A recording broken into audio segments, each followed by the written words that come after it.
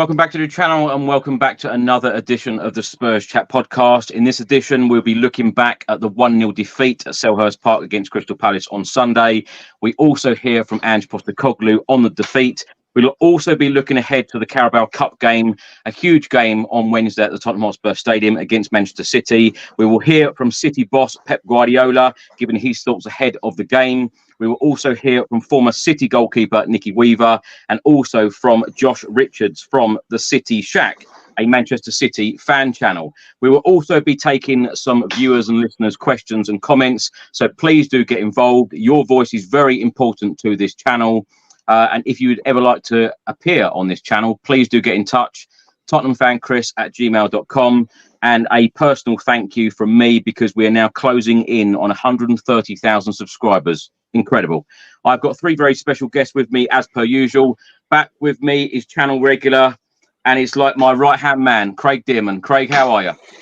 I'm all good. That's incredible, though. 30,000 more since I think it was last November. We was counting down to 100,000. So yeah, 30,000 in under a year is just unbelievable, isn't it? So yeah, and it never ceases to amaze me where people watch from and the nice comments we get, and some of the horrible ones, some of the constructive ones. You know, everybody's entitled to opinion. Thankfully, they're mainly nice. Hello, Jim. Nice to see you in the chat as always. Big support of the channel is Jim. But yeah, I'm all good, Chris. I wouldn't say I've got over the result of the weekend, but we're here we'll probably touch on it, no doubt, but we'll be trying to big up our chances against Manchester City, of course, in the Cup on Wednesday. Absolutely. Lots to talk about. We've also got Stuart Simmons back with us. Stuart, great to have you here again. I think the last time we had you on was during pre-season, so great to have you back. Yeah, unfortunately following another loss, that time against Bayern Munich. And then we've got a loss to talk about again. I'm looking forward to a time when we can come on and win. Well, the West Ham game would have been brilliant, or the Man U game. So I think it's all about timing, isn't it? Absolutely. Echo Craig's sentiments. 130,000 subscribers. That's incredible, mate. Really pleased for you. I think the content is fantastic, and that's why you're getting the subscribers you are. Thank you, Stuart. Thank you for those kind words. And also back with us is channel regular. Can I call you now, Terry? All the way from New York. How are you? I'm doing well, Chris. Thanks for having me on again. Still a bit sad after yesterday's drubbing, and still a bit frustrated at the ups and downs of this roller coaster of following Tottenham. But I'm somewhat relieved that we have a quick turnaround this week, and I'm cautiously hopeful that Wednesday's game may help us forget about Crystal Palace. Well, Terry, as you mentioned there, a huge week coming up of football for Spurs because we've got two home games. First up on Wednesday in the Carabao Cup against Manchester City. And then, of course, back in Premier League action on Sunday against Aston Villa. Two massive games for the football club in the Cup and League, respectively. Terry, let's start today's show with you. Let's look back at the 1-0 defeat at Selhurst Park on Sunday. Your thoughts on the game, because going into this game, we had won 7 out of the last 8 games. Crystal Palace hadn't won a game in the Premier League. On paper, of course, everyone thought that Spurs were going to go there, get a comfortable win, another 3 points, but it wasn't to be. Crystal Palace, they played well. Your thoughts on the game? I'll be honest. I think even 1-0 flattered us. I think it could have easily been 2-0, 3-0 Crystal Palace, and it would have been a fair result. I mean, they just wanted it more than us. Their pressure felt suffocating. It felt like they were just faster, they're stronger, they were first to every ball. It felt like they jumped higher than us, even whenever there were balls in the air. It's just I don't understand how we can look just so dynamic, so fast, so fluid in 1 week, and then come out that flat. It's again there's the frustrations that come along with being a Tottenham fan here. Unfortunately, I think that this inconsistency, just what it tells me is that we're not at that elite level. You know, we want to be at that Man City. We want to be at that Arsenal type of level. But they find ways to win games like that. I think you mentioned that in yesterday's pod, Chris, right? You said a game like that is something where we just need to find a way to win. Yeah. Especially after Ange took out sub Kulusevski out. It honestly didn't feel like he would score at all. I still felt some hope at that time, but after he took the two creators out, there really wasn't much positivity in the final third there. Again, I some of the subs, I kind of wish he had again made some of the subs a little earlier. I think we knew that Crystal Palace would be physical, and they were really, really physical. And some of the players had trouble dealing with that yesterday. I think Mikey Moore had a pretty go at it. I think he looked like a 7-year-old, unfortunately, and it shows you the difference between playing a good side in the Dutch versus a good side in the Premier League. I mean, it really is night and day. But something to look forward to in Wednesday, and hopefully, I just want to get over this Crystal Palace game. Terry, RJ671 says here, stat of the day, Spurs have won 3 away games in the Premier League in the calendar year of 2024. That is not good enough, is it? Yeah, that's shocking. And that is shocking. It's always something, though, right? We'll go through a run of games where we're having trouble winning at home, then we'll go through a run of games where we're having trouble winning away. That just has to get better. I don't know how much of that is just coincidence, how much of it is confidence, how much of it is coming off of a midweek game, even though a lot of the players were rested there. But it seems to be really hard to put together a good run of games and a good run of 2 halves. I mean, we were on a really good run there until the second half of Brighton. Then I thought we bounced back. I wouldn't be shocked to see us put in an amazing performance on Wednesday, honestly, because it seems like we yo-yo kind of back and forth there. But we're so unpredictable. We really are. Stuart, let's come to you. I feel like you've got a lot to say on this 1-0 defeat at Crystal Palace. I was absolutely fuming. I emailed you, didn't I? Lucky we didn't have or I wasn't on the pod straight after. I was absolutely fuming. To Terry's point, these are the types of games that if you've got any aspirations of top floor or higher, you simply got to find a way to win. And the first 20 minutes, it's like the players had never played with each other before. They couldn't find each other. They couldn't string 2 or 3 passes together, and they just didn't look at the races from minute one. Palace. Yeah, they played well, but lots of teams are going to play well against us. And this stat of, 3 away game, just not on. It's just, you have to go and win these games. Because if you don't win these games, you can forget your top 4. And we're going to come across tough games in Europa League and or, the domestic cups. And so you could end up 5th, 6th, 7th. And we're on a project, apparently. I'm still with Ange. I still get, where he's coming from. I like a lot of what he's doing, but he's got to carry some of the can, because if the players are not at it, he's responsible for preparing the players and making sure they are at it and they realise that they're in a game. This ain't playing, Celtic, Arbroath, Livingston, what have you. This is the Premier League. Even Ipswich will give you a damn good game if you give them half a chance. It just felt like Dr. Tottenham was in town, Crystal Palace are having an awful start to the season. They're not loving life this season. They got off the back end of last season where they were doing really, really well. They're having a really crap start to the season, but don't worry, Tottenham will come to town. They'll make it all better for you. It's so frustrating. Stuart, you said there that you're still on board with Ange Postecoglou. A lot of fans I found in the last 24 hours or so are not on board now with Ange Postecoglou, and I found a lot of fans having this attitude after the Brighton game as well. And it appears now whenever we do lose a game, Ange is heavily criticised. What don't you like what he's doing at the moment? I think sometimes when I wouldn't say he talks in riddles. He doesn't exactly do a Conte or a Mourinho, but you can get a bit acerbic and a little bit petulant in his post-match interviews if he's not happy. Kind of get that, because I don't think I'd be particularly too chipper after a loss like that, particularly after the Brighton game and the loss yesterday with the really poor performance. What I don't like is I don't like Cooler and Maddison as a selection. I thought when I looked at the team, you got Mikey Moore at 17 coming in on his first game. You've got Cooler and Maddison, and they're not known for sticking their foot in. You've got a team fighting for their lives at the bottom of the league, trying to get some forward momentum going. And that I don't like. For me, I would be looking at that game and, thinking a little bit more about how we're going to have a little bit more steel in our midfield. Yeah, we want to go out, create, and we want another West Ham game, and we want another Man U game, absolutely. But you've got to play the team that's going to be in front of you, and I'm not convinced that we did. Craig, before I come to you, let's hear from Ange Postecoglou. This is what he had to say after the defeat at Crystal Palace.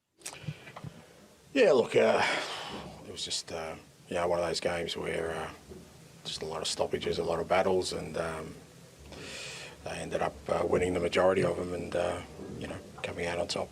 Would it be fair to say you didn't reach the level that you've been used to in recent sort of weeks, considering the run of form you've been on?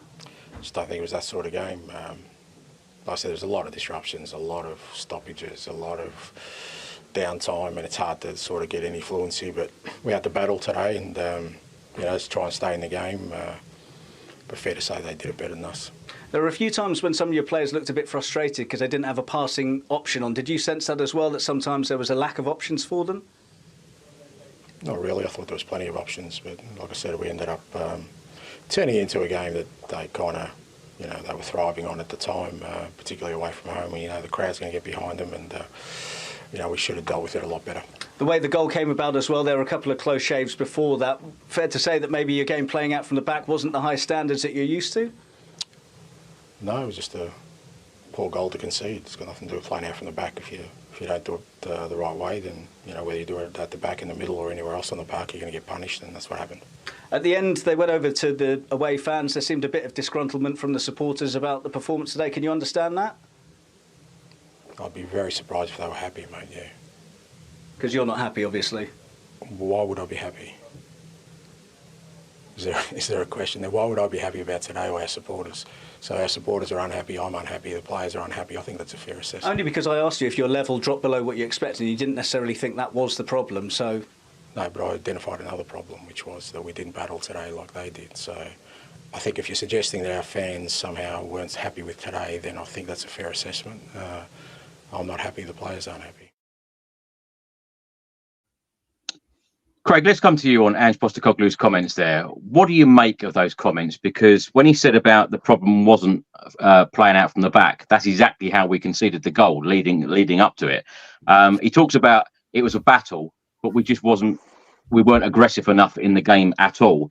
When you go back to the 90s and you hear players like Roy Keane, and he even says it now, going to war. You go on that football pitch, you are going to war. We all know as fans what type of game you're going to get at Crystal Palace, no matter what the manager is, no matter who the players are. And, a lot of them have changed over the years. You still get that very, very physical, aggressive game against Crystal Palace. Why do you think the players weren't aggressive enough in a game like this when you're playing Premier League football?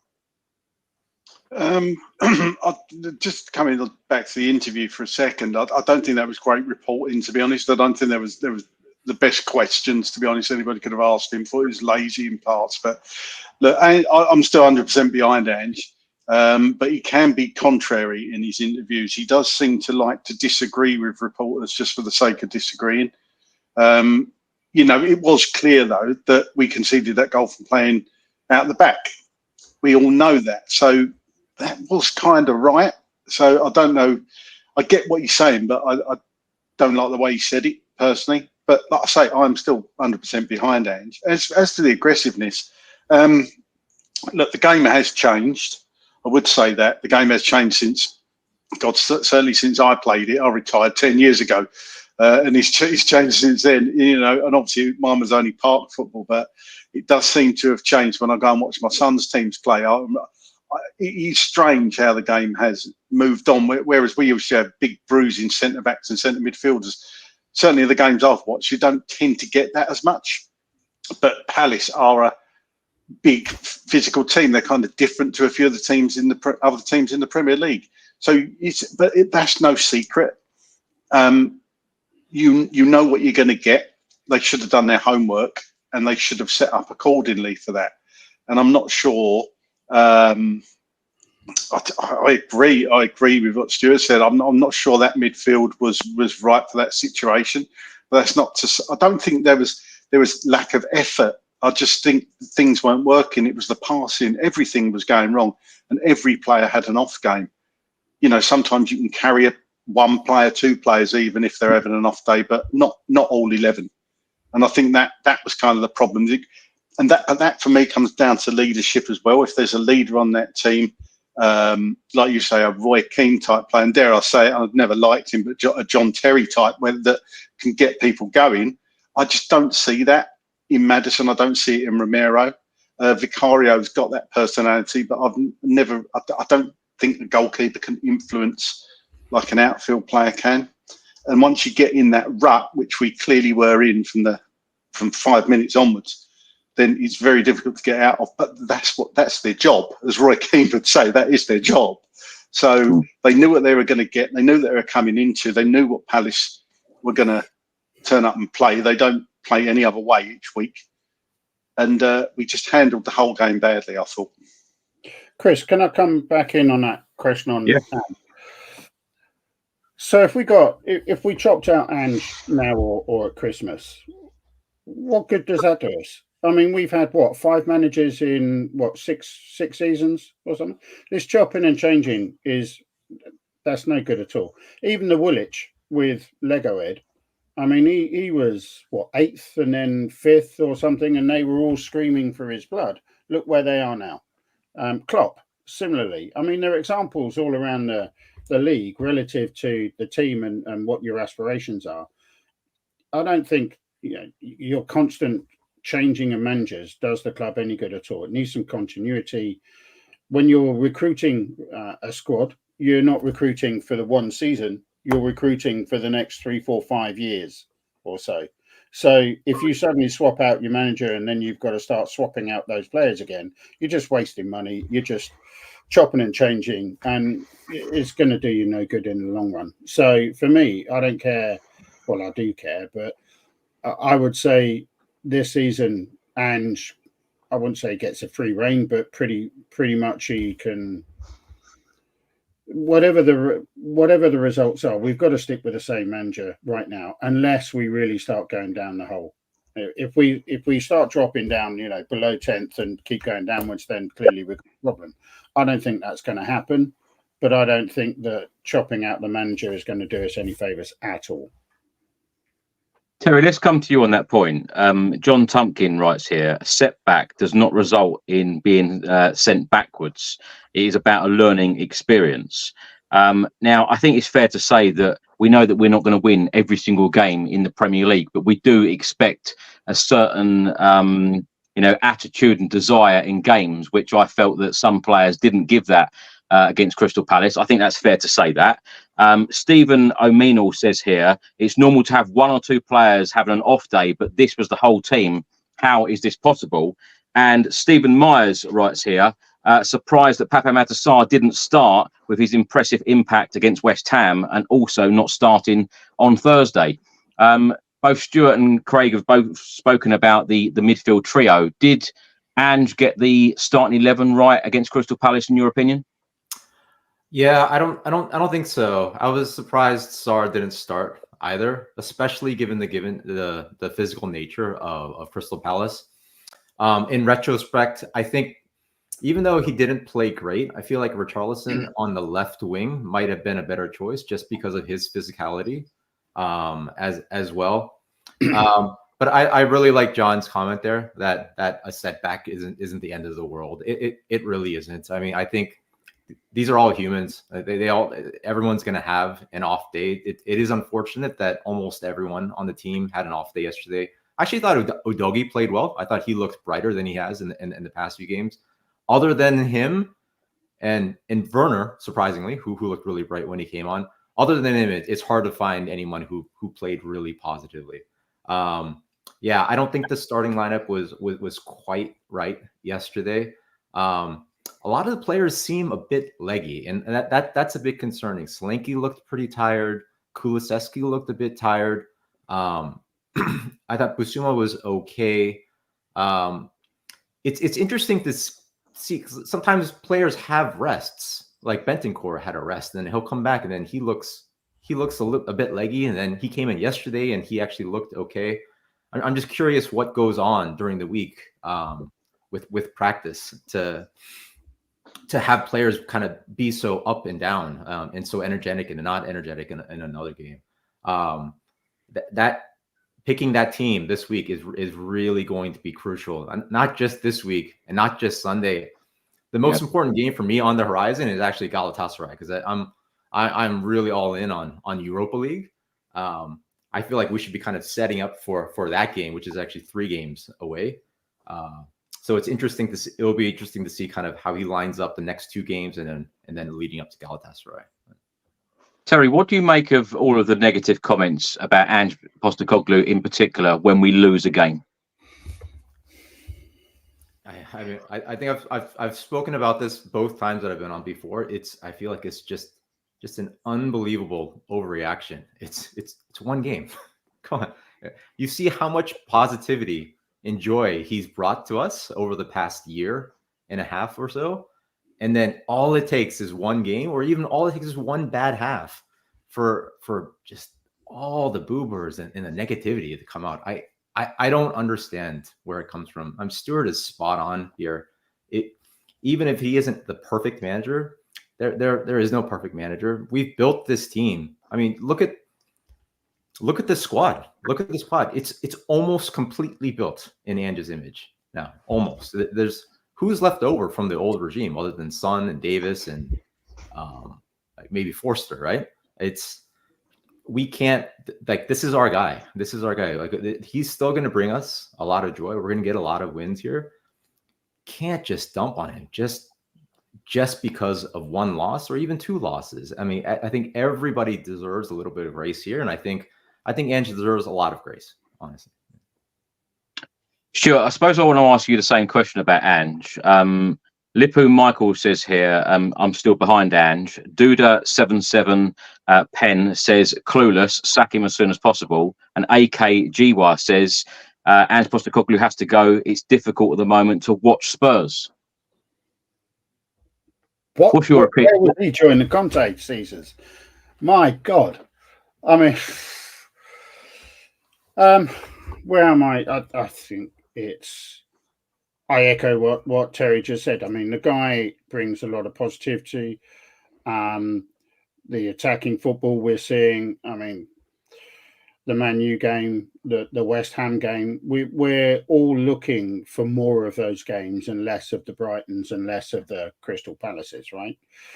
Ange is kind of, if you want to put a lazy opinion out there, he's Australian, or he's only played in farmers leagues or whatever. It's all lazy opinions, right?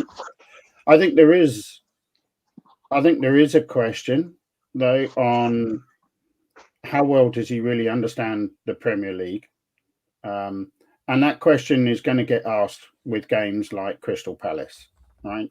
And the reason that question is going to get asked is for this very same reason that Craig and I are picking up on the midfield, in that you've got Kulu and Maddison, who are not really known for sticking their foot in and being combative and aggressive and winning the ball back and etc. We just look a bit lightweight in that midfield, and you just know that Crystal Palace, or indeed any Premiership side, is going to fight hand, tooth and nail in that midfield, and you've got to win that midfield battle.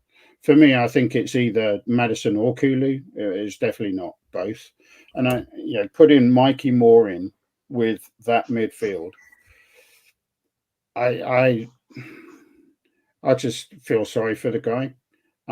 He didn't get the ball as much, so he couldn't really show what he could do. He couldn't give the impact that he had in the AZ game. And frankly, Palace are a better side than AZ. So the reason that Ange is going to get some stick and some criticism is, the teams that he picks out. as we're saying, that midfield relative to Crystal Palace and how Crystal Palace are going to play, and he's going to cop some stick for it, and I think he should. That said, I echo what Terry says. He's playing aggressive, forward, front foot football. After the years of Mourinho and Conte and Nuno, dear God alive, I'll take Ange every day of the week. And I just look for him to get some more consistency, positivity, better selection, particularly around the midfield. I don't know how many combinations of midfield he played last season, but he never really seemed to settle on a midfield trio. I think the sooner he does, the sooner we get more solid in that midfield, the sooner he recognises how other teams are going to play against us, then the better we'll be in the long run. Yeah, I think it was 28 midfield trios last season, but we did have a lot of injuries. Craig, one thing that did really surprise me, and I know we touched on this on the podcast after the game, is that at the start of the second half, I expected Ange Postecoglou to give those players an absolute rollicking at half time and stop playing out from the back in terms of goal kicks, because we put ourselves in trouble so many times during that game, which, of course, we've spoken about, led to the only goal of the game. Vicario came over at the end of the game, apologised to the away end. It's not the first time he's done this either. What do you make of us keep trying to play out from the back? Because he just kept putting us into trouble time and time again. Does a manager not address that at half time? Surely. You would think so, but as Ange has said many times, we don't change the way we play. He obviously wants us to play out in the back almost regardless. I personally would like to see a bit of variation, just go long every now and then. If you're taught from a young age, get rid. How many times have you heard that? I know people say that's not pure football, but we're not good enough to play pure football, let's be honest. It gives me a heart attack watching us play out from the back sometimes. It really does. The only reason I say that is because he used the word battle on a number of interviews, on a number of occasions on Sunday. Ange Postecoglou did use battle, talked about aggression as well. When you have an aggressive team with an aggressive press, exactly like the way that we set up against Manchester United, Crystal Palace exactly did that to us on Sunday. Surely you have to adapt into the game. Yeah, but that's got to be on the players as well. I would have said, again, we've all played football. You know how our game's going. You can see how our game's going. And if we're getting caught out time and time again out the back, somebody's got to make a decision to change that. Admittedly, the manager should be shouting as well and telling them when things are going wrong, which obviously, again, Ange's not that type of manager. He doesn't do that. But this is what I'm talking about, leaders on the pitch. This is what I'm talking about. And somebody actually, we've seen a couple of instances this season. Brighton, no leadership at all. I didn't see any leadership yesterday. But for me, that's the biggest worry. It really is, because people would argue, right, that the professional footballers, they know what they're doing. They shouldn't need somebody to shout and scream at them and tell them what to do. They do sometimes. They do. That is the nature of the beast. That all very well having the togetherness and team huddles, love all that, but comes along with that is telling your teammates when they've done something wrong, tell them what they should be doing, geeing the lads up. You just don't see any of it. Obviously, I watch most games on the telly. I don't know whether it's any different for you at the ground, Chris, if you see any of that going on, but I don't see it. Does any of that happen during the game that you see? Not really, and we need to. We spoke yesterday about the dark arts, and I feel like a lot of teams do it, and a lot of teams do certain things to win football matches, and I don't think we do enough of it. I don't think it's just the dark arts. This thing around dark arts. I mean, we all know the Woolwich do it all the time. They cheat all the time, but I know other teams will do it. I was in the 1882 club at the AZ game, and Graham Roberts walked past, and I was thinking to myself, what would we not give for a Graham Roberts in this side? To Craig's points, where's the leaders, right? I don't really think that Romero is a leader. I think he's an excellent defender, and I'm a bit concerned that someone's coaching out of him his aggression. I agree. And it's fair to say, Stuart, he's cost us a lot this season. Yep. There's been at least 2 goals he's given away that's given away 2 games. So that's 6 points. I mean, how much more? But anyway, coming back to leadership, Son, brilliant player. Do I see him as a leader? Not really. Is he a guy I'm going to go over the parapet? And Maddison, I think he's articulate. I think he's smart, intelligent. Is he a leader? Is he going to put his foot in? Is he going to put his body on the line and lead by example in that way? No. There are different types of leadership, but I do think that having that kind of midfield general, or to Craig's point, someone like a John Terry, and I can't stand the fella either, but that kind of character in the side is, I think that's what we're missing, particularly for games like Crystal Palace. Hey, Chris, can I touch on the leadership real quick? Go for it, Terry. Go for it. So it's, I agree that I think Vicario has shown really good leadership. I think he's very vocal. Even seeing him on the sidelines during the AZ Alkmaar game, how animated he was. I see him as a future captain, but I agree with Craig that I think the leader, it helps when they're out on the field and not in goal. What I would pose to you, Stuart, you just mentioned Son. If we think about the 3 games we had this season where we looked really bad, it was the Coventry game, it was the second half of Brighton, and it was yesterday at Crystal Palace. The one missing common denominator amongst all 3 of those games was that Son wasn't there. So Son came in at the 60th minute of this Coventry game, and we ended up coming back and winning that. I actually do think he does provide leadership, and I think that was missing yesterday. I think he would have been that vocal presence there. I think he would have been that vocal presence during the second half of Brighton.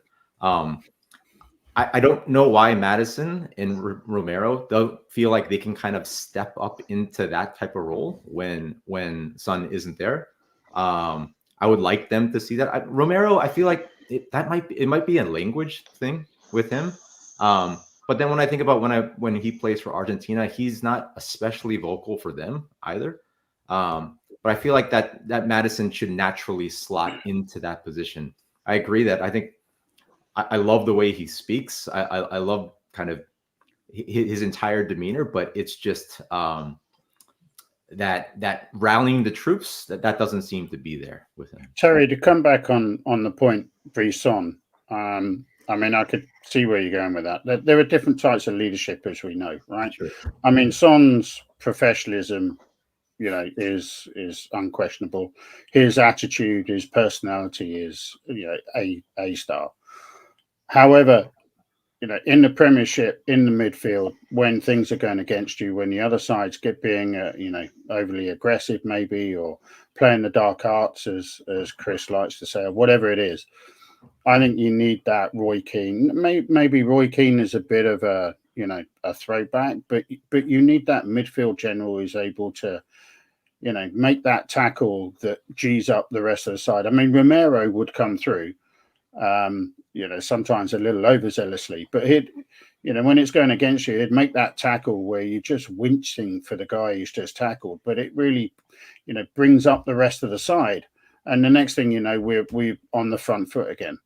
I think that's the kind of aggression and leadership that we need in that midfield, and we don't have it. And Son is fantastic. I love the guy to pieces, of course, but I don't think he's that kind of leader. Yeah.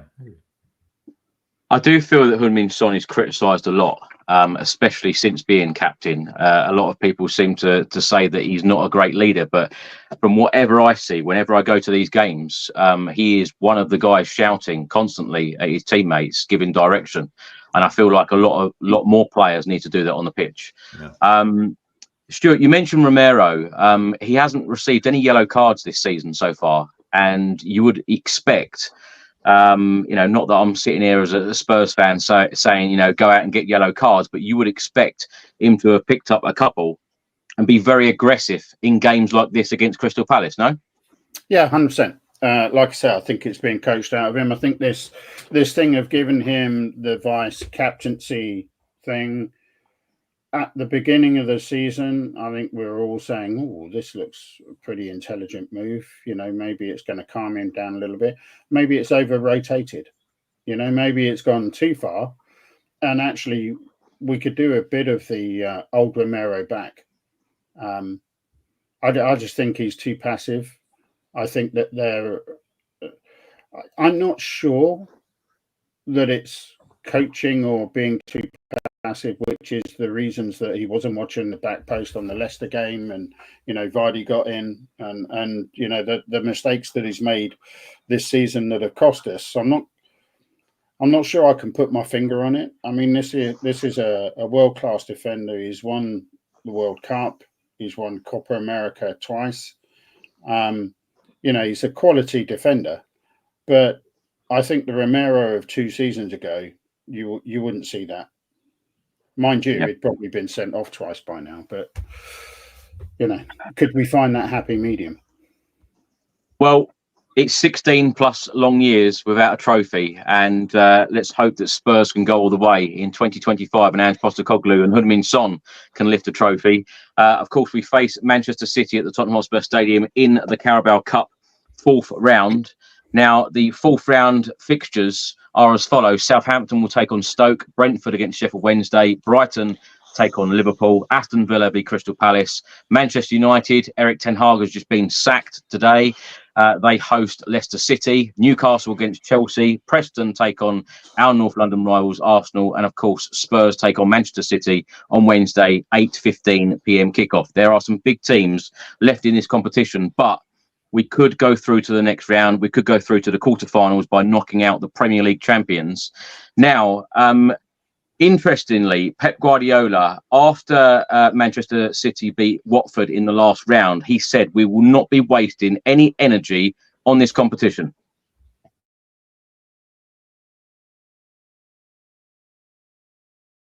I would say the next round is going to play the players.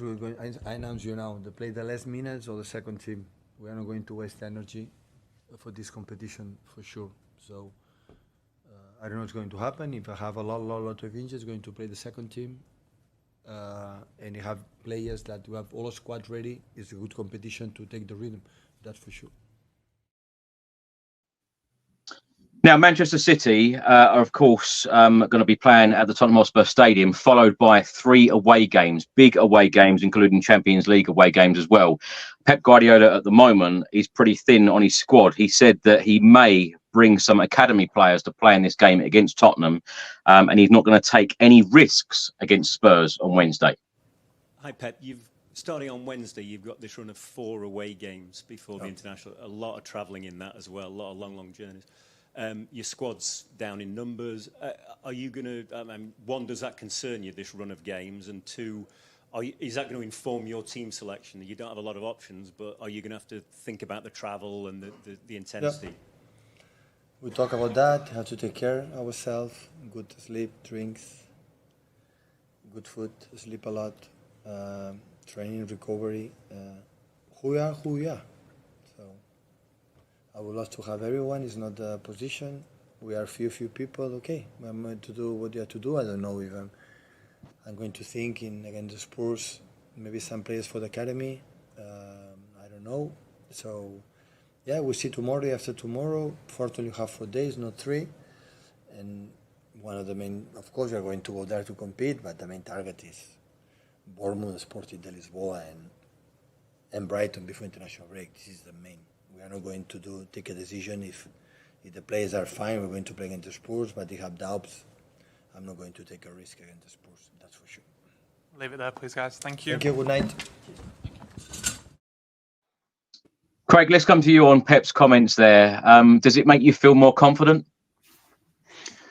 No, because he didn't really commit to it, did it? He said he basically saying if certain players, if they're struggling or whatever, then he's not going to play them. He hasn't said definitely or anything. And let's be honest, Manchester City's second team would still give our team a damn good go as well. So because they've got an absolutely ridiculous squad, albeit of course they've got a few players out at the moment. Look, it's going to be a tough game regardless. I just want to see us set up as strong as possible. Perhaps a couple of changes if needed, but realistically, look, we're in the quarterfinals if we win this on Wednesday. So, and it's, you're after Wednesday, you're 2 games away from a final. So surely, silverware, and fully knows when we last won a trophy. And I get that the project is perhaps bigger. Some fans would say, just give me a trophy at all costs. I get that. I think, you're not right or wrong. It's just your opinion. God, I want a trophy. Crikey. 2008. It just seems mental. If you said to me in 2008, okay, I'm from 2024, and by the way, Spurs haven't won anything since this trophy, I probably would have struggled to believe you. But then again, I'm a Spurs fan, so I probably wouldn't have struggled to believe you. But look, I'm getting at, this is a competition. It's there for the taking. There's some big ties. There's some teams that have dodged a bullet, you would think, and have got easier draws than we have. Namely that lot down the road, for example. But look, Preston away, they won't want to go away, so that's that. But I can't be worrying about them. All I care about is us getting through this competition on Wednesday. And I think it would just be a big pat on the back for Ange, and a big shot in the arm because it just, it's that winning mentality, isn't it? We beat City, and then we go into the Villa game on a high. So it's important, this game, in my opinion. It really is. Craig, of course, in the third round, Manchester City beat Watford 2-1. Doku and Nunez scoring their goals. This is how they set up against Watford. And as you've said there, a reserve Manchester City side is still a fantastic side. Phil Foden playing up front for them in the last round. Now, the team that faced Southampton in their last game, which of course was Saturday, beating Southampton 1-0, Haaland on the score sheet yet again, you would expect, Pep Guardiola only made 2 subs in this game. And they were at the end, Gundogan and John Stones, not playing very minutes at all. So how would you expect Manchester City to set up against us on Wednesday? I would imagine, I don't think the goalkeeper makes much difference at all, but you would expect perhaps Gvardiol to come in, Jeremy Doku. I don't know if Foden's injured still, but I think he was injured, wasn't he? I expect him to come in. Jack Grealish, but you could go on. I could reel off the players, like you say there. Look, Nathan Ake, John Stones. It's a frightening array of riches they've got. So, I mean, what a problem to have if you're a manager of Manchester City. What team you pick? I mean, he's frightening when you look at it, and we're going to have to be at our best to beat him, regardless. I know there was a time when they couldn't beat us at all at the Tottenham Hotspur Stadium. Obviously, that slightly changed. I just hope the crowd gets behind the team, because I think our fan base certain elements have already turned on Ange. You see on X, I don't know if that's a good indicator of life in general nowadays. I don't think it is. It can be toxic. No. But I don't get it. People calling for Ange out. What are you going to do if they sack him? Seriously, think about what you're saying. What are you going to do? Who are you going to bring in? How is that going to affect us? Is it going to be better for us going for another rebuild? We haven't even got halfway through this rebuild yet. There's still so much work to be done. And look, I get it's frustrating. I'm as frustrated as everybody else. And I said to myself, I wasn't going to be using that word tonight. But that's the only word I can think of to describe it. I get it. But we can't keep jumping on this manager and jumping on players like you see on social media. Be constructive in your criticism, like I think we are on this channel. But, just the massive overreactions every time we have a loss. That was the first game on Sunday in the Premier League that I can remember this season where we've been second best, really have, and deserved to lose. I can honestly say that. And if that becomes a theme, obviously that's a problem. But it's not. This is the first game in the league. We all know Coventry. Yeah, absolutely. I'll give you that one. But that wasn't a league game. So this is the first game. I just hope it doesn't become a thing. And we need the fans to get behind the team on Wednesday, because this is a game we should be looking to win. Yeah, we'll do the Manchester City point of view first, and then we'll come around to do the Tottenham point of view from a team selection point of view. Terry, let's come to you now. Manchester City so far this campaign are unbeaten. It's not surprising, is it? 13 games in all competitions, 10 wins, 3 draws. Do you find it a strange thing for Pep Guardiola to come out and say, bearing in mind he is a born winner as a player and as a manager, been there, done it, to say we're not going to be wasting any energy on this competition? Surely he's still wanting to go to the Tottenham Hotspur Stadium to win. It's genius. He's setting expectations. There's a no-lose situation for him. If City does lose, then he was playing second stringers, right? If they do win, then he was able to win with supposed second stringers. So I think he's just doing a great job of setting expectations. I'm not sure how much to believe him if that he doesn't really care about this competition or not. I do believe that he prioritizes the other competitions much more. I mean, to be fair, the prize for winning the Carabao Cup is $100K. I mean, the prize for finishing just one level above in the Premier League table is I think it's estimated somewhere around £3 million or so. So comparatively, it's chump change.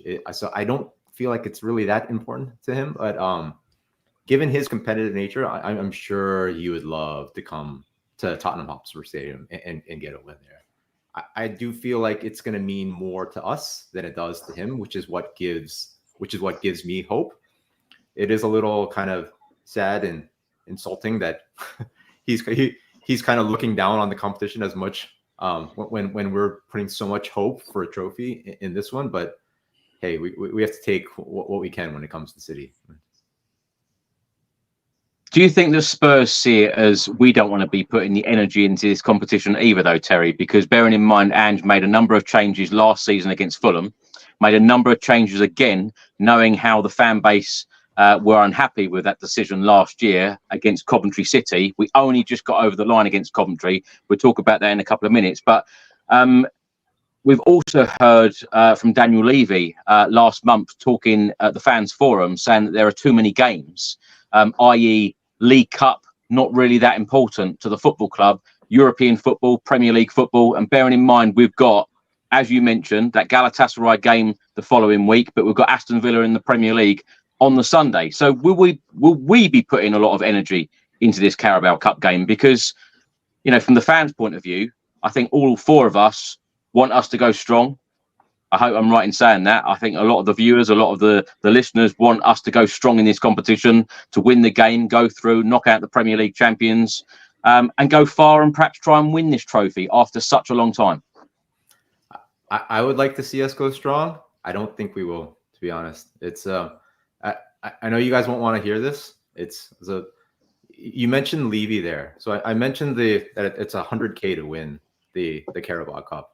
It's only $2 million to win the FA Cup. Yeah, winning the Europa League, I think it's somewhere estimated between 20 to 30 million or so. I don't know if Ange has been given explicit direction. I surely hope not, but there must be some pressure to prioritize the Premier League and the Europa League more, simply because of the financial ramifications of that. I have to feel like that has some of it to do with it. I'm sure they hear the clamor from the fans of wanting the trophy. I think there are different levels of trophy, and a 100K trophy, I don't think is that important to Levy. Stuart, we can't be picky as Spurs fans about what trophy we want, but surely this is probably the easiest trophy to win, is it not? I don't think any trophy in the UK, the Premier League, whatever it is easy to win. No, don't get me wrong about saying trophies are easy to win. We know they're not. But I mean, when you look at the Premier League, the FA Cup, the Europa League and the League Cup, surely if you're going to choose one to say it's going to be easier to win that one, surely this is the one, isn't it? If you take that view, yeah, possibly. But you've still got to beat every other team to get there. Terry, I'm sorry to disagree. I don't think whether it's 100K or 10 million I don't think that makes any difference to Levy. I know lots of people cannot stand him, all the Enoch out and all the rest of it, but at the end of the day, he's still a Tottenham fan, and I genuinely do feel that he would take a trophy as much as anybody else. I hope so. Yeah. So, and we're into a cycle of Wednesday, Sunday, Wednesday now. So I do think he'll put out a pretty strong side, and I think there'll be, some of the academy on the bench, but I think that we will see a fairly strong side, and I do think he'll go to win it. It will be really crap if we don't win it, on the basis that anyone you bump into from Man City is going to, the bragging rights will be just obnoxious. But I just think you've got to go balls out to win this trophy. I think, to Craig's point, you're 3 games away from a final. And it's interesting. So City have won the League Cup 6 times in the last 10 years, but they've not won it since 2021. And when Pep first took over at Man City, he would talk how the League Cup was important because it gives you a trophy in February, which then gives you a real springboard for the remainder of the season. And he found that as a really positive way of viewing the Cup and what the impact it would have on the rest of the Premier League season. So it's interesting that he's changed his tune a bit on that. I think he's being pretty genuine in his press conference. I think he will play a bunch of the academy players. I think it will be a mix. I think there was a graphic that you put up earlier of the previous round, and I don't think it'll be a massive departure from that. I think it could be something pretty similar to that. Apart from Doku, I think he's injured now. Grealish is injured. They've got 6 injuries, right? So I think Gundogan will come in, as Craig was saying earlier. But they took 8 kids on their pre-season tour, so he's got a good view of his academy players and who he might want to bring in. O'Reilly and McAtee seem at the front of the minute. We've just got to go strong. We've got to go balls out, go win it. The really interesting thing on this one is the crowd. So I have a feeling that our crowd has been a little bit quieter at the Tottenham Stadium at White Hart Lane. And I think there's a couple of reasons for that. The AZ game, as you know, we get a lot of tourists in on those games, lots of tickets bought off the ticket exchange, not as many season ticket holders. So I think that has a bit of an impact. But it's interesting for the Man City game last season, whether Ange likes it or not, we were conflicted. Did we want to win it? Didn't we want to win it? There's no confliction this time round. And I'm really hoping that the crowd are loud and proud on Wednesday, and we really crank up the volume. And frankly, wouldn't it be great to just go and smash Man City 3-1? Wouldn't it be great indeed? Yes. Well, let's hear from Josh Richards from the City Shack, Manchester City fan channel. This is his thoughts on the game. Hi guys, Josh from the City Shack here, just to preview the Carabao Cup game between Tottenham Hotspur and Manchester City on Wednesday night.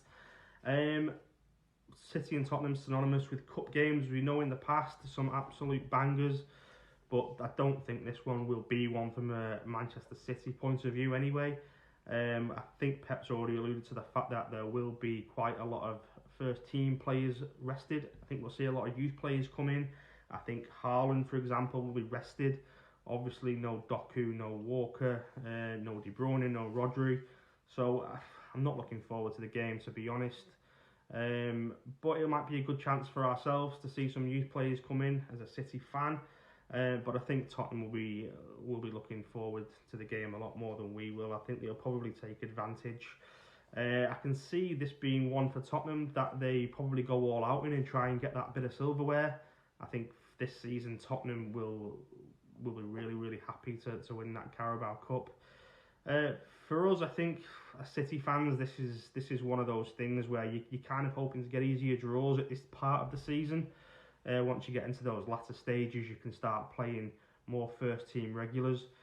But I mean, Tottenham away, as every City fan knows, it's horrible at the best of times. It's always one of them ones that, for me personally, do not look forward to it whatsoever. But yeah, I think we have to give you a prediction now. I don't think I can ever really predict City to lose, but I'm going to have to go with a loss on this one. And I think every City fan will take it. And that says absolutely everything about the game on Wednesday night, doesn't it? Cheers, guys.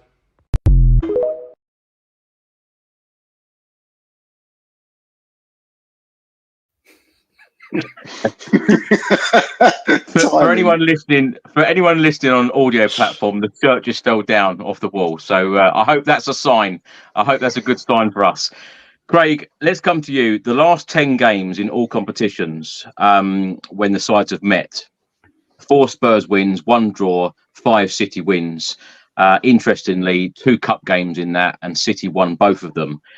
We have faced Manchester City 4 times in the League Cup. 3 times Spurs have won. City won the last one, and of course that was the cup final in April 2021, a 1-0 defeat at Wembley Stadium under Ryan Mason. Now, let me ask you, and I know we've covered this before, but I've got to ask you again. If Jose Mourinho had managed Spurs in that cup final, would he have won it?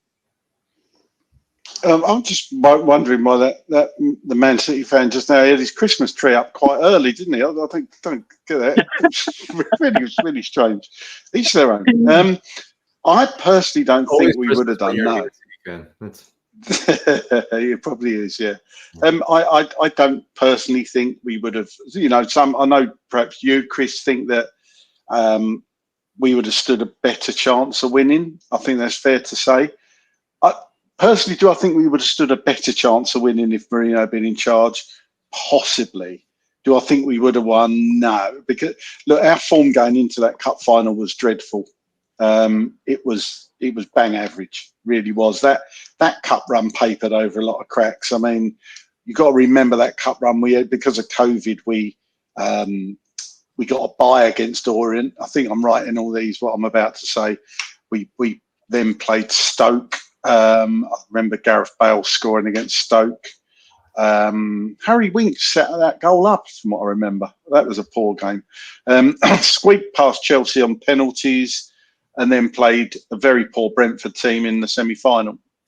So we didn't really, or other than beating Chelsea, obviously that was the time of no fans in the stadiums as well. So it was that really weird COVID period, wasn't it?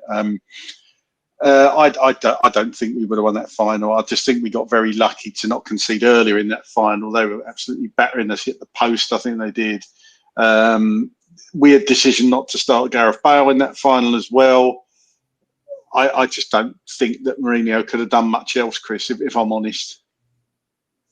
Terry, same question. Do you think Jose Mourinho would have lifted that trophy had he not been sacked 6 days before the final?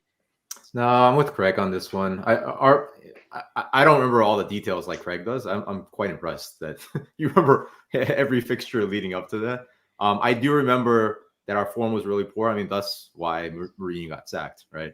I don't think it would have made a difference. I remember it just being somewhat similar to that to the Champions League final. Just kind of felt hopeless. It didn't really feel like we were really in the game, if I remember correctly. I don't think it would have made a difference. What about you, Stuart? I don't care. It's history. I don't care. I mean, it's history. It is what it is, right? The only reason we bring it up is because it's a very strange situation, isn't it? Sacking a manager 6 days before a cup final when you know that someone like Jose Mourinho is an absolute master at cup finals. Yeah, I get it. And, we can all sit over a pint and go over the pros and cons and, happy to have a pint with you and we can go through it at detail and at length. But honestly, it might lead on to a lot more than 1 pint, Stuart. You might have that right. Honestly, I don't care. right? I mean, it's in the past. I mean, Craig's point's right. I mean, our performance leading up to the final wasn't great. There was a reason that Mourinho got the chop. I'm not sure we know the entire reason, because the timing, that's again one of those points to debate over a point. The timing was really weird. Is what it is. I mean, for me, I'm far more interested on Wednesday than I am on that final. Stuart, I want to get a bit of positivity going. So give us some of your favourite memories from this fixture. Spurs v Manchester City. Coming off Llorente's elbow arse into the internet, that was beautiful. Sterling scoring against us, running around waving his shirt, only to find that's not a goal. Unlucky. And Guardiola running up and down the pitch and find out that's not that. I mean, that was pretty sweet. And also, as Craig was saying earlier, we were their bogey team for quite a while. And it was great bumping into a Man City fan and saying, 3-point City. It was great. Not so much recently though, but I am positive for. I'm sure we'll do predictions later, but I am positive for Wednesday. I think we will go strong. I do think we'll win.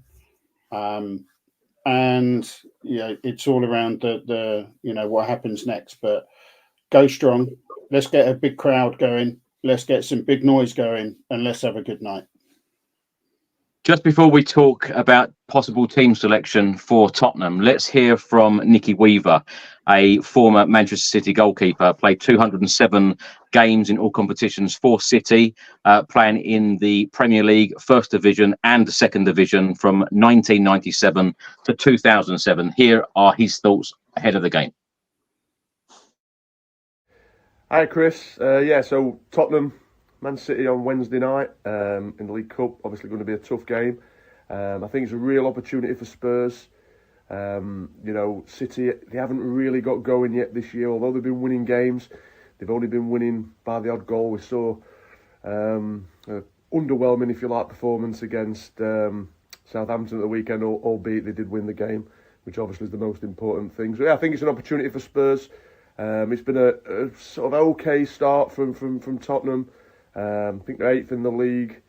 And obviously everyone talks about Ange's second year in charge. He always wins a trophy. He sort of backed that up last week, saying he always wins a trophy in his second season. So Tottenham got a real opportunity. I think obviously Pep sort of said that it's the least of their priorities, which is understandable when you've got Champions League, FA Cup, obviously trying to go for 5 in a row in the Premier League as well. So you would imagine they'll shuffle the pack, make some changes.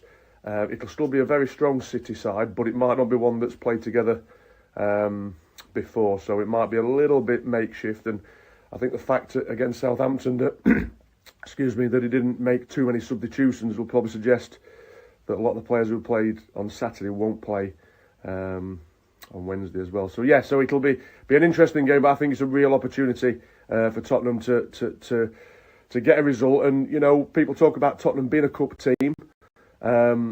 This is possibly if they can get over the hurdle of Man City, which is not going to be easy, possibly their best chance of a trophy this year. Obviously, they've got the FA Cup to come as well. So people talk about Tottenham being a cup team, so it's up to them now to go and prove it. And what better way to do that against Man City? But listen, whatever team Pep puts out, it's going to be a really, really strong team, which is more than capable of going to Tottenham and winning. We all know that. But if Tottenham go strong and they get a little bit of luck, then it could be their night. But I'll have my blue hat on, and I'm still going to go for a City win. But it's going to be really, really tough. It's always a tough place to go, and that'll be no different on Wednesday. And it'll be a good game. Craig, let's come to you. Nicky Weaver says there, if Tottenham have a bit of luck and they go strong, it could be their night. I think when he's talked about Tottenham being a cup team, I think he's going back to the 80s there. I'm not sure we're so much of a cup team nowadays. He's trying to be positive for us, Craig. He is. I get, but probably probably 40 years in the past. But I'd agree with him though. You know, I still think of us as that team. You know, obviously me growing up in the 80s. Yes, I did grow up in the 80s, not the 60s, as somebody pointed out before. You know, and I remember 81, 82, 84, 87, although 87 didn't end very well. You know, we are synonymous with cups, I suppose, over the years. I'll give him that. And at one point, we were the all-time record holders for the FA Cup with 8 in 91, of course, but since been surpassed. I just maintain that this game Wednesday, I think it's a perfect game for us to bounce back in. City will be a bit weaker than normal, and he is right, Nicky, what he said that City haven't been at their free-flowing best. They do tend to come good after Christmas, don't they? And they'll have all their players back eventually, and they will be a force. But at the moment, they are not quite the force they once were, but they are still Man City. So we can't take it lightly by any stretch, but I do think this is a really good opportunity and a really good time to be playing City. But and hopefully the players are going to want this, whoever that first 11 is that Ange picks to go out there on Wednesday. Craig, let's stay with you for a second, because let's talk about the game in the third round on the 18th of September. Coventry 1, Tottenham 2. It looked like Coventry were going to go through to the fourth round with 2 minutes to go. Jed Spence then got Spurs equaliser, and Brennan Johnson, of course, this game sparked his great goal-scoring run, scoring the winner in the 92nd minute, a great through ball from Rodrigo Bentancur.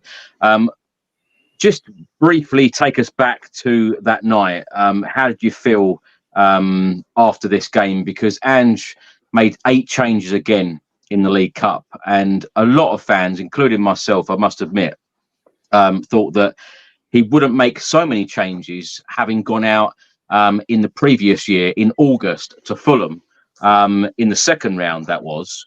Were you surprised by the amount of changes that he made in this Coventry game? And when we talk about performances, I know sometimes, you know, performances don't matter in League Cup or domestic cup competitions, because it is just all about getting the win and going through to the next round. But I tell you what, it was mixed feelings that evening about going through, because some people, including myself, were frustrated about team selection.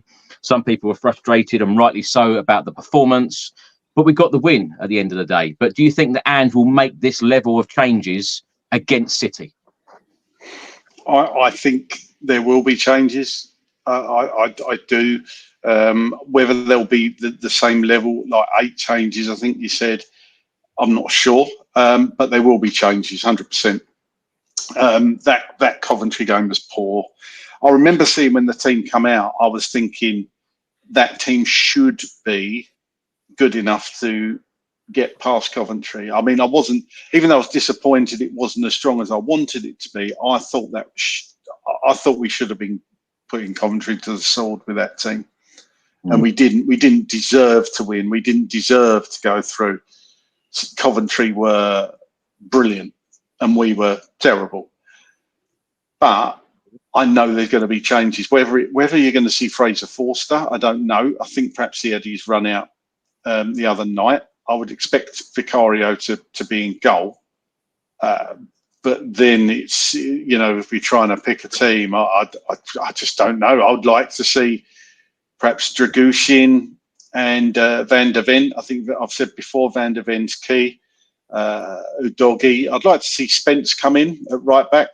I would. Well, Craig, let's use this team as a starting point, because I want to go around to you, Terry, and Stuart, and get your thoughts on team selection. So this is the team that faced Coventry in the last round. Fraser Forster in goal, obviously. Gray, Dragushin, Davis, Udogie at the back 4. And then midfield, Sarr, Bentancur and Bergvall. And then the front 3, Odegaard, Solanke and Timo Werner. How different do you think that this team against City will look on Wednesday? Who are you asking, Craig? Chris? Craig, first of all. Oh, sorry. Yeah. I think Bentancur will come in. I do. Assuming he's fit, that is. Sarr, I would expect to come in. Dragushin, like I say, Spence probably. I think if he's going to make changes. Porro didn't have a brilliant game. I think Spence is still injured though, Craig. Is he not still coming back from injury? I haven't heard. I thought it was only a minor knock, so I'm just going with the fact that I think he might be fit enough. If not, do you play Gray? Do you put Gray at right back? Yeah, I was going to say we should have Odegaard and Heung-min Son back for this game. Yeah, I mean, I would personally sling Son in. I think we've missed him. I think we need to go with Solanke and Johnson.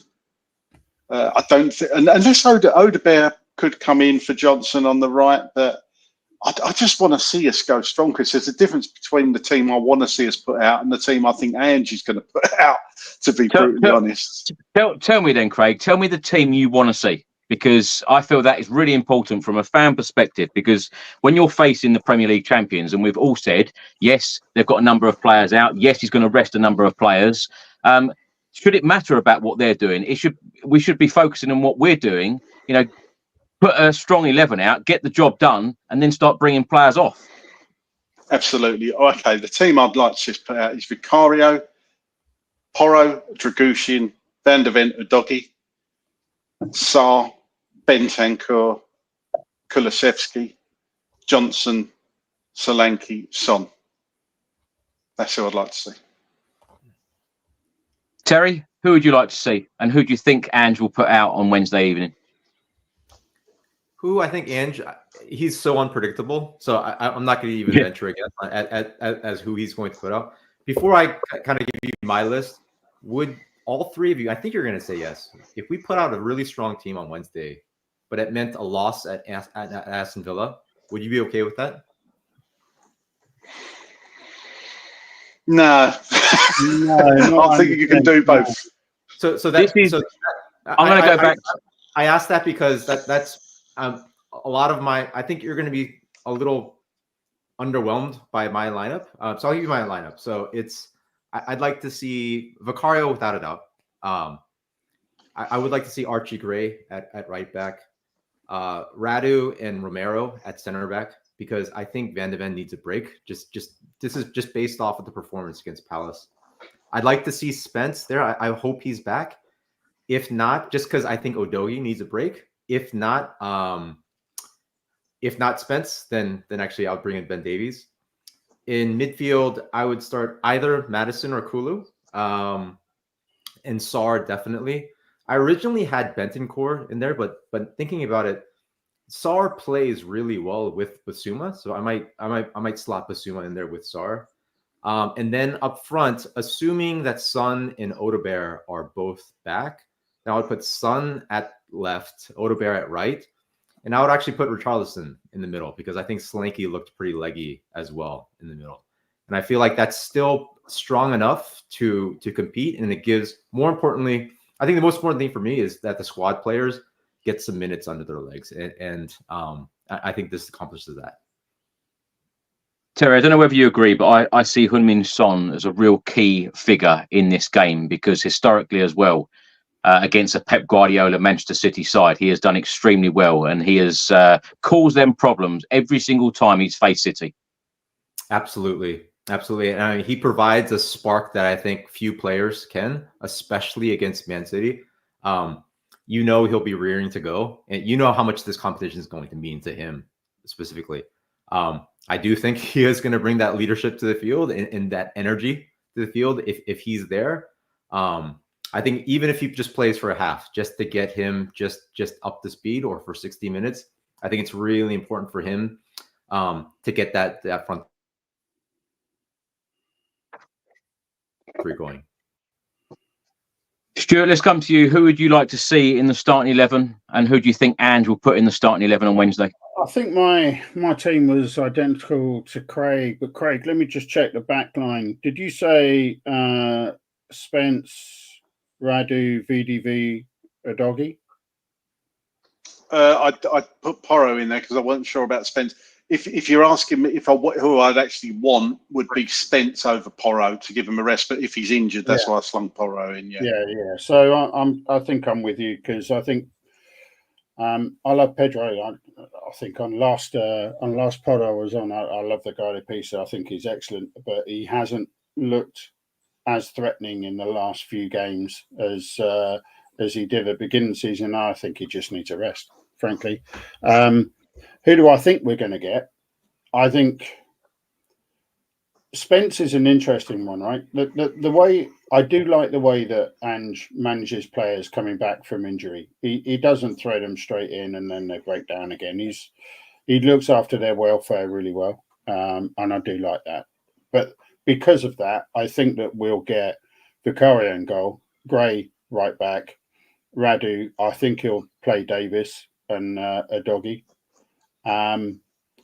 In the middle, I went with, I think he's going to go just on basis of game time and who he's been picking in the Premier games. Bentancur, Sam, Maddison. And up front, Odegaard, because he's coming back from injury, I don't think he'll start. I don't think Son will start either. The question would be Richarlison, but again, I think he's still treating him with kid gloves. So you end up, I think, with Werner on the left. I'll put Solanke up front. I think that could be Richie. And then Johnson on the right. Before we get into score predictions, I just thought I'd tell everyone about the quarter-final draw. The quarter-final draw of the Carabao Cup will take place live on Sky Sports following the conclusion of the Tottenham Hotspur v Manchester City game on Wednesday, the 30th of October. And the quarter-final ties will take place week commencing the 17th of December. Let's just hope the Spurs are in that draw. Stuart, let's get a score prediction from you. Spurs v City on Wednesday in the Carabao Cup. What are you going to go for? 3-1. We'll go 1-0 down because we keep going 1-0 down, and then we'll just roar on back and smash 3 in the back of the net, and then we'll spend the last 20 minutes of the game just trying to figure out why we're not pressing as we did earlier in the game. Well, that would be great if we go through. We'll be into the quarterfinals. Craig, what are you going for? I know when I spoke to you on the post-match podcast after Crystal Palace, you said penalties. You stand with penalties? Yes, I will. I think it'll be 2-2 and it will go to penalties and we'll win it on penalties. I think I'm going to have to agree with you, actually. Oh, don't. I'm grey enough as it is. I don't need that. Yeah. Terry, what are you going for? Stuart, I'm gonna pile on here. I really hope you're right. I was predicting 1-1 penalties. Vicario saves the day. Last question for you all. Of course, we do have a very, very important game again on Sunday against Aston Villa. Stuart, let's start with you on this one because the amount of changes that Ange Postecoglou is going to make on Wednesday against City, of course, he's going to have to make another number of changes again against Villa. This game against Villa is not going to be easy. The last time they lost a Premier League game was to Arsenal over 2 months ago. Emery has done an absolutely fantastic job. They're currently top of the Champions League table, 3 wins out of 3. He's done a remarkable job there, hasn't he? Annoying, isn't it? Yeah. They're on fire, aren't they? Even with that Muppet, Matty Cash.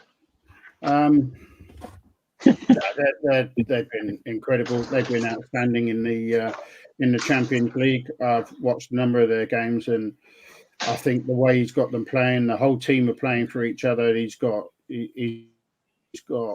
strength, aggression, skill, talent, pace. Yeah, I think it's an excellent side. They've got young guys like Rodgers, who I think have come through. I mean, he's a unit, isn't he? But he's a great talent as well. I think that's going to be a tough game, and I'll take a draw all day long from that game. You want to give me a score prediction for that one? 1-1.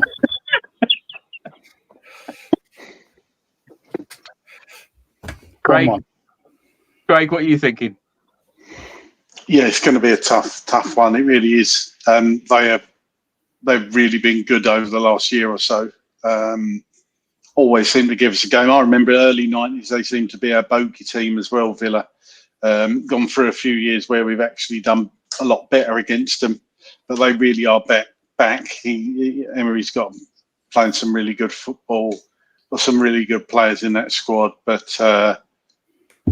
score prediction 1-1. Yeah, I'm going to say 1-1. It's interesting because they are also in action on Wednesday in the League Cup, at home against Crystal Palace. So it's going to be interesting to see how strong they go in the competition as well, because of course they're in the Champions League, as I've mentioned, done extremely well in the Champions League, 3 wins out of 3, most recently beating Bologna and Bayern Munich. Incredible. Terry, how are you feeling ahead of the Villa game?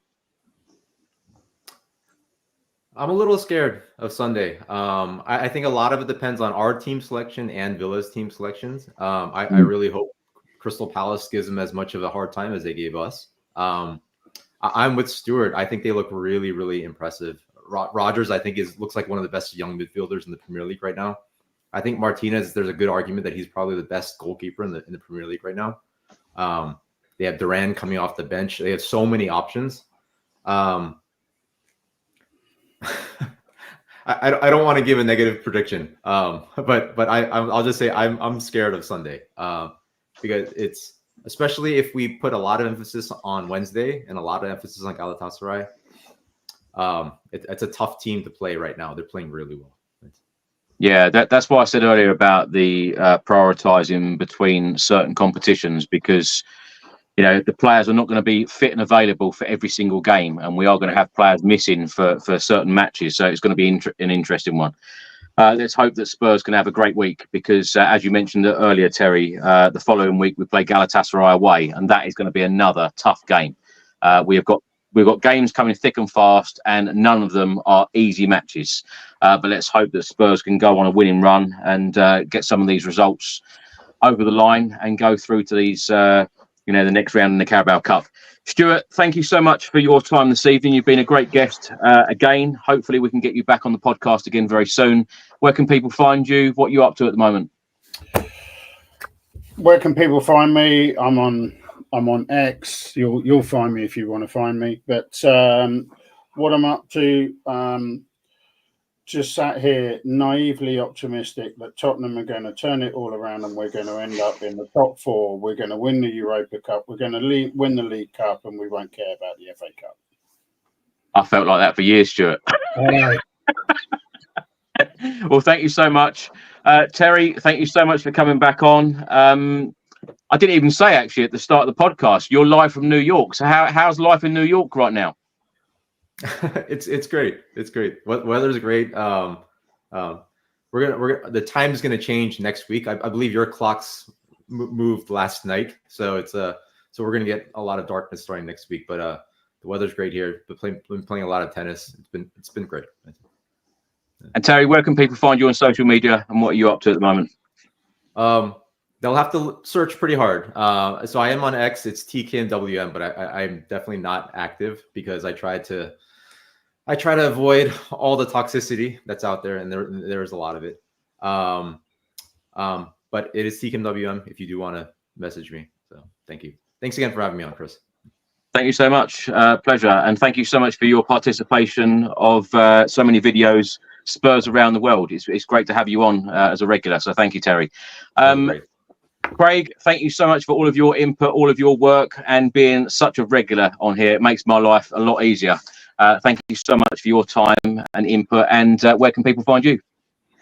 Yeah, no worries at all. No worries. At Dearman on X, if you want to give me a follow, that would be lovely. Yeah, I think I'm on Wednesday night, and certainly discussing the win against Villa. No, I'm not allowed to say that, am I?